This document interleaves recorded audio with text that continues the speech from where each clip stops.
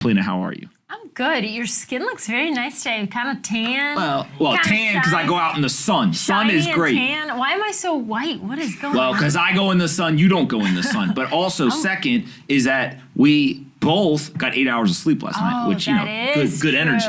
Good energy. All right, what do you got for us? I got 8:20, but who's counting?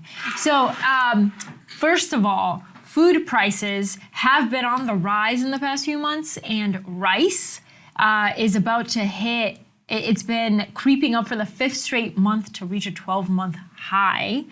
And yeah, no, it's all food prices are screwed. Everything.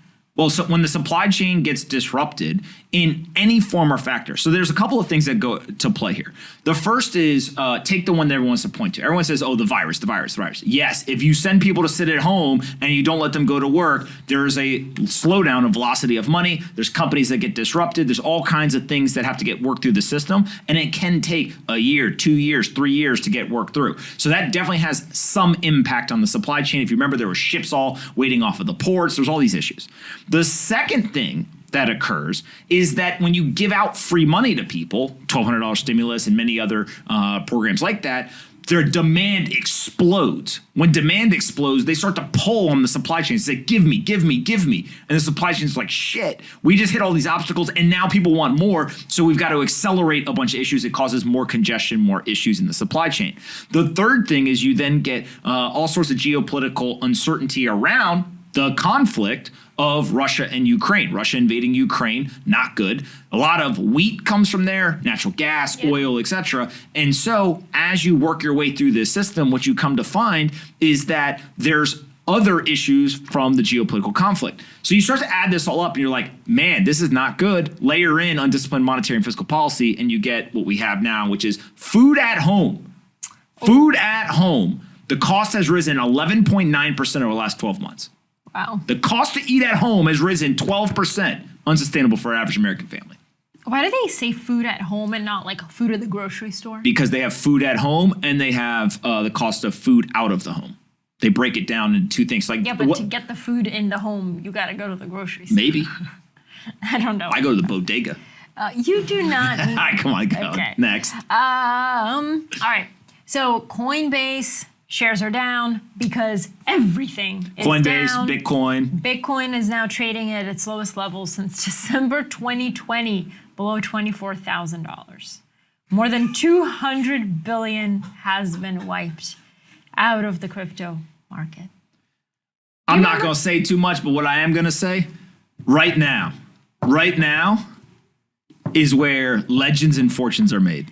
There's a lot of people who, when the price goes down of any asset, real estate, stocks, whatever, they get real scared, nervous, they made undisciplined decisions, etc. Right now is when legends and fortunes get made. It's been true for decades in the stock market. It's been true for decades in real estate. It's also been true for years in the Bitcoin market. In 2018, on multiple occasions, I went on television and they were, oh, it's going, and they're freaking out. Is that $3,500, $3,200, whatever it was. And then you zoom out a number of years. And I tend to think that Michael Saylor's general sentiment, forget for a second the numbers, but his general sentiment is, if it's not going to zero, it's going higher. Okay. And what ultimately occurs is that people have to be able to separate price and value. That's what I wrote about this morning. Is price is the thing that trades every day. And that is based on supply and demand in the moment. So if more people want to sell than buy, price goes down. That's true. Stocks, real estate, right, Bitcoin, whatever. But the value is over a long period of time. What is the actual value of this thing? And when I look, this weekend I went and I did a huge dive. I went and I reevaluated the entire investment thesis. It's an open source, decentralized digital currency with a programmatic monetary policy and a finite supply. Is that still valuable in the world? How could I think about how valuable it would be? And I went and looked at all the underlying fundamentals: hash rate, fees per transaction, the number of transactions, the wallets on chain, the Lightning Network, short-term holders versus long-term holders, everything. I went and looked at all of it. And I came to the conclusion that there is a divergence between value and price right now, which is at the same time that price is dropping. I think you said it's the lowest it's been since December of 2020. At the exact same time, the underlying fundamentals, hash rate all-time high, Bitcoin wallet addresses with 0.01 Bitcoin, 0.1 Bitcoin, or 1 Bitcoin, all hitting all-time highs, Lightning Network capacity hitting all-time highs. All these different things, it's two different stories. And so you ultimately have to ask, if you're a trader, then you're looking at short-term price movements and you're trying to figure that out. If you're a long-term holder, if you have the Warren Buffett mentality of I'm going to buy great assets and hold them forever, which is what I try to do, then what you have to be able to do is you have to always look at the value of something.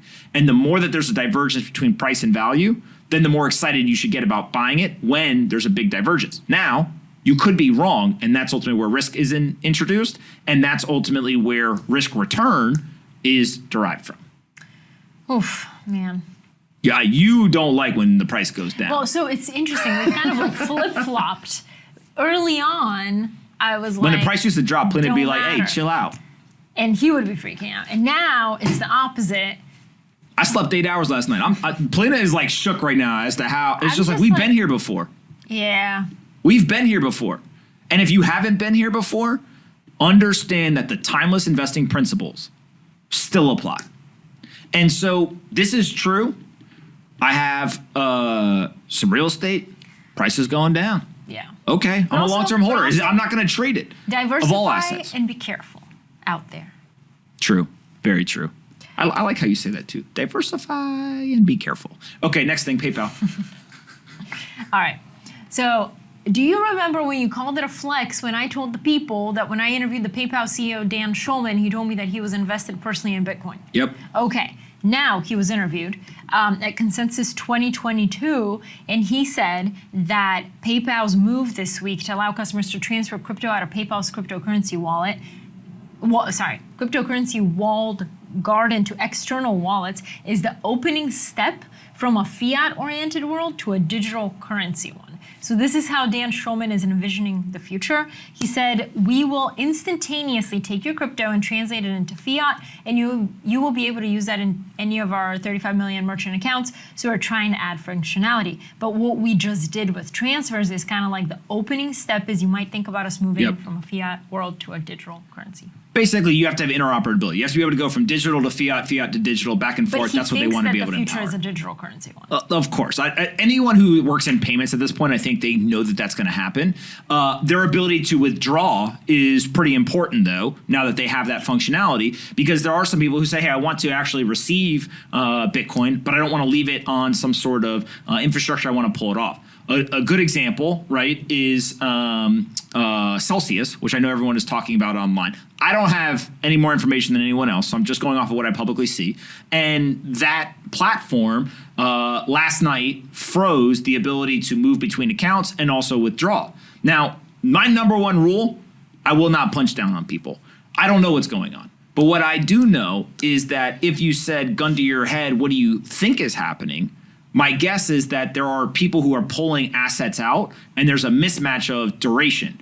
They have assets that are generating yield. There's people who are trying to pull it out, and because they can't match it, they've got to pause so people can't pull out so that they can then get the funds to then be able to fund the withdrawals. Now, there's all kinds of issues. This is not something unique to the crypto market. This has been happening in finance literally for centuries, essentially. There are all sorts of best practices, rules, et cetera, as to how to do this. But even hedge funds do this, right? There's all sorts of things. There's something called gating in the hedge fund world, where if a bunch of people say, hey, this hedge fund was good, now it sucks, give me my money back, they have these gating functionality, and they can change the gating, all that stuff. So I think that what we're watching play out is that people are getting a front row seat to understanding it's important to understand the risk as to where you keep your assets and also the functionality as to when and how you're able to withdraw or transfer those assets.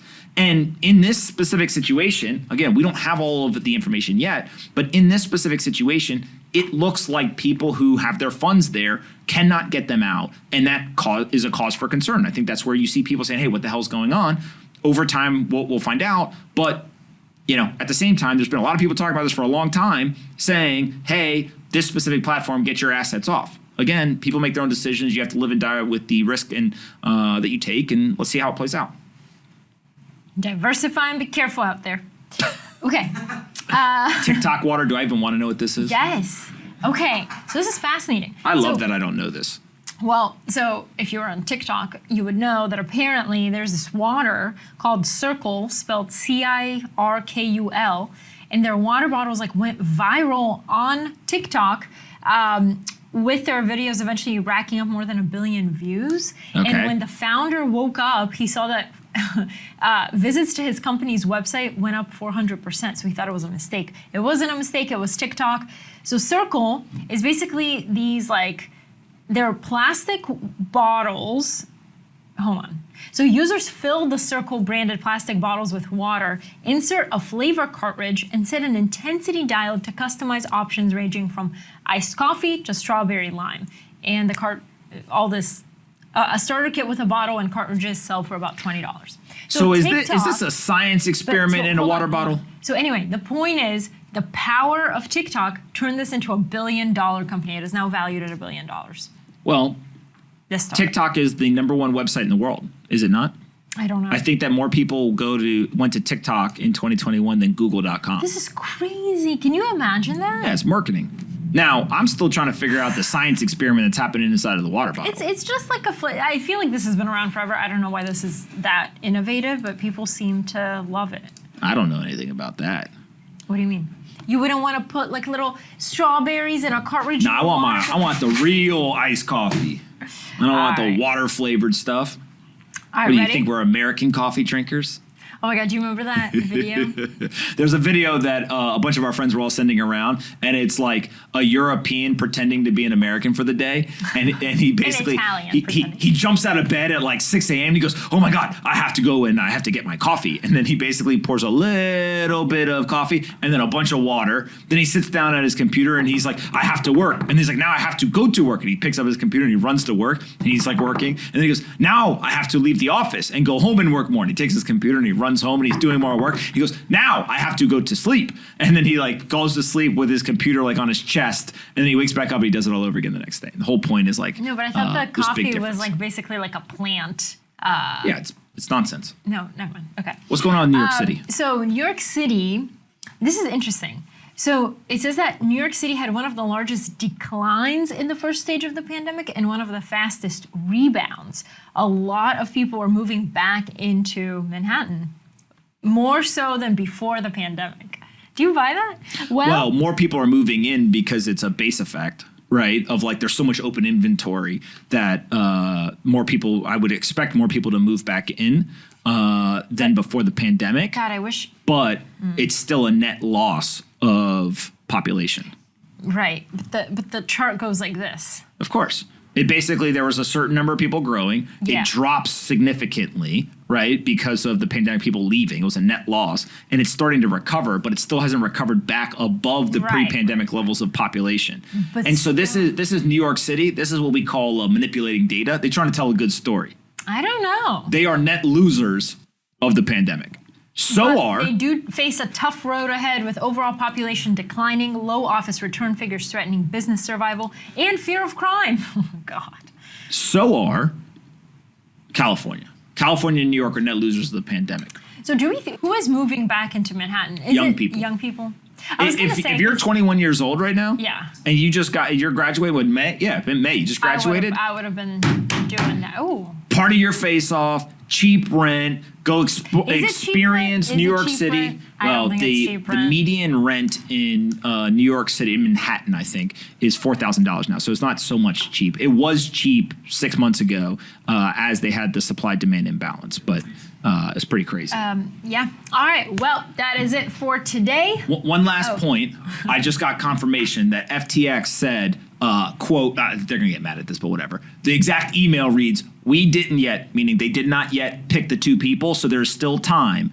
I plan to choose winners the end of day or tomorrow AM. Thanks. So if you have not yet gone, there is still a chance. They're going to pick two people. Those two people are each going to get $5,000. All you have to do is go sign up for an account, and they'll take care of you. So I appreciate all of you. Thank you very much, Paulina. Hey you, did you like this video? Great, we make 5 of them a day and post them here on this channel. Make sure you're subscribed, like the video, and see you next time.